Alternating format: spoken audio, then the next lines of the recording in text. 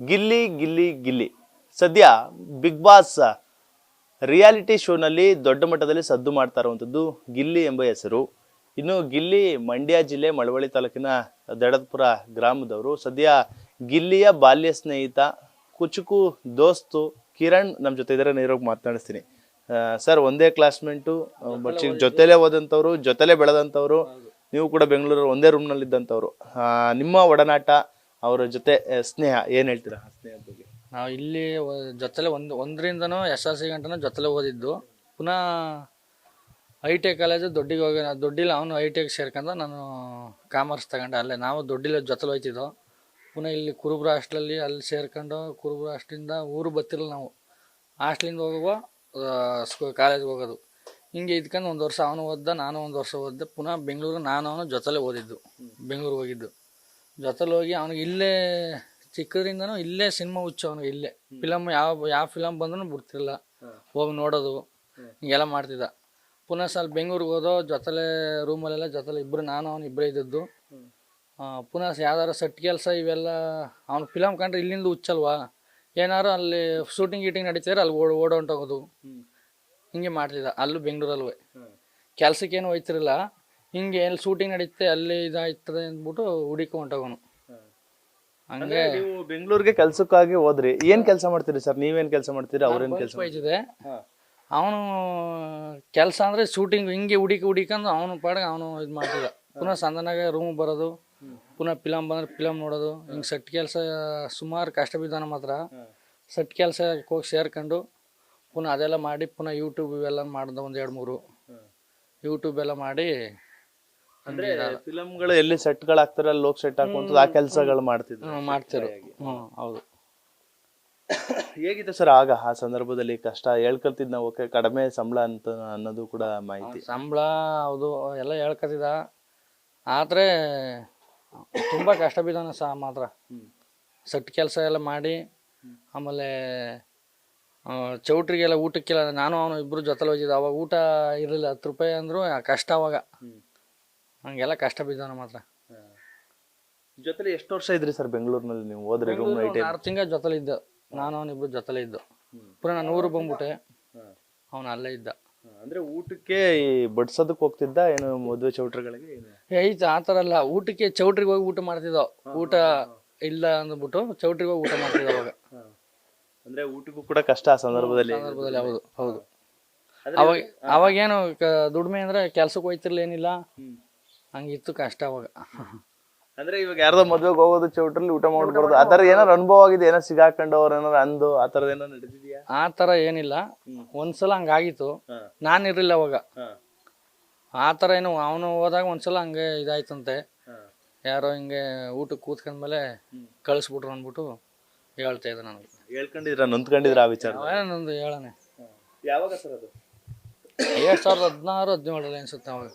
10 ವರ್ಷ ಹಿಂದೆ. ಇಲ್ಲಿ ಬಾಲ್ಯ ಹೇಗಿತ್ತು ಸರ್? 1ನೇ ಕ್ಲಾಸಿಂದ ಎಲ್ಲ ಬೆಳೆದ್ರಿ, ಯಾವ ರೀತಿ? ಇಲ್ಲಿಂದ ಇಲ್ಲಿ ಓದ್ತಿದಂಗ್ಲೆ SLC 8th 9th ಅಲ್ಲೆಲ್ಲ ಕಾಮಿಡಿ ಮಾಡೋದು, ಹಿಂಗೆ ನಗಿಸ್ತಿದ್ದ. ಇಲ್ಲಿ ಎಲ್ಲ ಜೊತೆಲಿ ಚೆನ್ನಾಗಿರ್ತಿದ್ರ ಹುಡುಗರು? ಎಲ್ಲ ಚೆನ್ನಾಗಿರ್ತಿದ್ದ, ಅದೇನಿಲ್ಲ. ಅಂದ್ರೆ ಅವಾಗಿಂದನೂ ಚಿಕ್ಕ ವಯಸ್ಸಿಂದನೂ ಸಿನಿಮಾ ಹುಚ್ಚು. ಸಿನಿಮಾಗೆ ಏನಾರು ಹೋಯ್ತಿರ ಕದ್ದಗಿದ್ದು ಏನೋ? ಅದೇ ಈಗ ಸ್ಕೂಲಲ್ಲಿ ಓದ್ಬೇಕಾದ್ರು, ನಮ್ಮ ಕಾಲೇಜ್ಗೆ ಹೋಗ್ಬೇಕಾದ್ರು ಶನಿವಾರ ಎಲ್ಲ ಕಾಲೇಜಿಗೆ ಹೋಯ್ತಿರಿಲ್ಲ. ಇದು ಫಿಲಮ್ ಹೊಂಟೋಗ್ಬಿಡುವ, ಜೊತೆಲೆ ಹೊಂಟೋಗಿದೆ ಫಿಲಮ್ ಮಾತ್ರ ಇಬ್ರು. ಹೇಳ್ತೀರಿ ಸರ್, ಸೆಟ್ ಬಾಯ್ ಆಗಿದ್ರು, ಬಹಳಷ್ಟು ಕಷ್ಟಪಟ್ಟಿದ್ದ, ಬೇರೆ ಚೌಟ್ರಿಗಳು ಯಾವ್ದೋ ಮದುವೆ ಊಟ ಮಾಡ್ತಿದ್ವು ಅಂತ. ಅದಾದ್ಮೇಲೆ ಒಂದು ಶಾರ್ಟ್ ಫಿಲಮ್ಗಳು ತೆಗಿಯುವಂಥದ್ದು, ಆ ಥರದ ಅದು ಯಾವಾಗ ಆಗಿದ್ದು ಸರ್? ಅಂದ್ರೆ ಇಲ್ಲೇ ತೆಗಿತಿದ್ದ? ಇಲ್ಲೇ ಹಳ್ಳಿಲೇ ತೆಗ್ದ.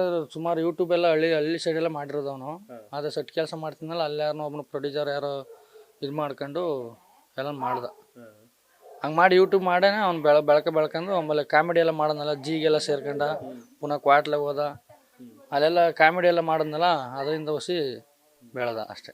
ಇವತ್ತು ಸರ್ ನಿಮ್ಮ ಜೊತೆ ಇದ್ದಂಥವ್ರು, ನಿಮ್ಮ ದೋಸ್ತಿ ಈ ಮಟ್ಟಿಗೆ ದೊಡ್ಡ ಮಟ್ಟದಲ್ಲಿ ಬೆಳೆದಿದ್ದಾರೆ, ಏನು ಹೇಳ್ತೀರಾ? ಖುಷಿ ಅಲ್ವಣ್ಣ, ಖುಷಿ ಅಲ್ವಾ? ಹಿಂಗೆ ನಮ್ಮ ದೋಸ್ತ್ ಹಿಂಗೆ ಹೋದಾದ್ಮೇಲೆ ಖುಷಿನ. ಈಗ ಯಾವ ಊರು ಅಂತ ನಮ್ಮನ್ನ ಕೇಳಿದ್ರೆ ದಡದಪುರ ಅಂದ್ರೆ ಗಿಲ್ಲೇರ್ ಊರ ಅಂತಾರೆ. ಹಂಗೆ ಎಲ್ಲ ಅಕ್ಕಪಕ್ಕದವರೆಲ್ಲ ಆ ಥರ ನಮಗೆ ಖುಷಿ ಆಯ್ತದೆ ಹಂಗೆ ಹೇಳಿದ್ರೆ. ಈ ಬಿಗ್ ಬಾಸ್ ಅಲ್ಲಿ ನೋಡ್ತಾ ಇದ್ರೆ ಇವಾಗ ಯಾವ ರೀತಿ ಆಟ ಆಡ್ತಾ ಇದಾರೆ, ಏನು? ಚೆನ್ನಾಗಿ ಆಡ್ತಾನೆ, ಆಟ ಏನಿಲ್ಲ.